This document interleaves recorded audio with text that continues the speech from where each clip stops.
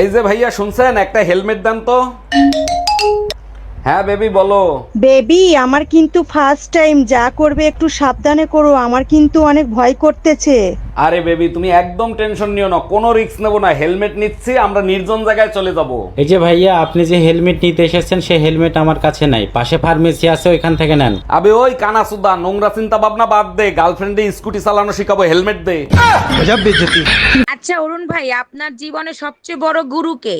ভাবি দুনিয়াতে সব থেকে বড় গুরু হয়েছে ঘরের বউ। এটা কি বলেন? প্রতিটা মানুষের গুরু হলো বাবা মা, আপনার বউ হলো কি করে? অবশ্যই আছে, 25 বছরে বাপ মা যা না শিখাইতে পারছে, 1 বছরে বউ তাই শিখাইছে। এই রুম্পা কই তুমি? তোমার ফোনে পাওয়ার হাউস দিয়ে ফোন দিছে। পাওয়ার হাউস দিয়ে আমারে ফোন দিছে? পাওয়ার হাউস দিয়ে আমারে ফোন দিবে কেন? হয়তো তোমার চার্জ শেষ হয়ে গেছে, তার জন্য ফোন দিছে। নাও কথা বলো। হ্যালো, কেমন আছিস মা? জামাই বাবাজি কেমন আছে? জানেন অরুণ ভাই, কালকে না আমাদের গাছের সব ফল চুরি হয়ে গেছে। চুরি তো হবেই, গাছে এত ফল হয়, আশপাশের কাউরে একটা ফল খাইতে দিছেন? সামান্য ফল তাও চুরি করে খায়, কেন টাকা দিয়ে কিনে খাইতে পারে না? চুরি করা ফল মিষ্টি হয়, কষ্ট করে চুরি করে, শুনছেন না, কষ্টের ফল মিষ্টি হয়। আচ্ছা শোনো না, আজকে না খাসির বিরিয়ানি খাইতে ইচ্ছা করতেছে। খাসির বিরিয়ানি রান্না করবা? আমার বউ খাসির বিরিয়ানি খাইতে চাইছে আর আমি রান্না করব না? অবশ্যই রান্না করব। আমি ধন্য তোমার মতো স্বামী পেয়ে। সপ্তাহে একদিন ছুটি পাও, তাও আমারে রান্না করে খাওয়াও। সারা সপ্তাহ যেমন তেমন, সপ্তাহে একদিন ভালো কিছু খাওয়ার ইচ্ছা তো আমারও করে, তাই না?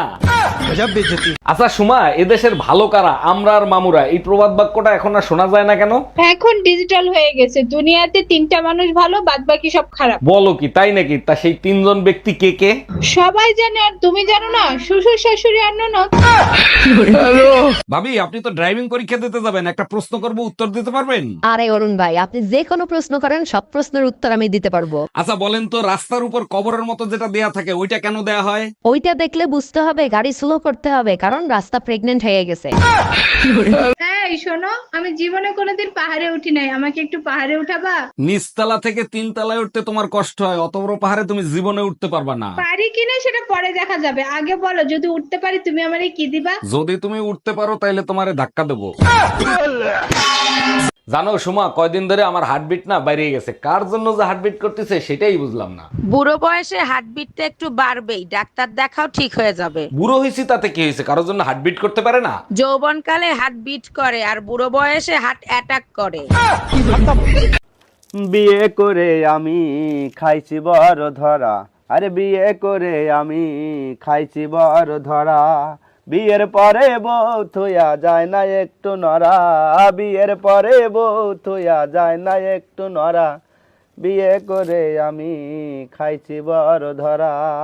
তুমি কেমনে ধরা খাইছো? ধরা খাইছে না, যাইতেছিলাম একটা দোকানে, তুমি কইতেছো শাক বাজতে, তুই শাক বাজতে ধরা আচ্ছা, এই খাইছে যে না? এতগুলো শাক আমি একা একা বাঁচবো, যদি এখন ময়নাটা পড়ে তাইলে কি হইব?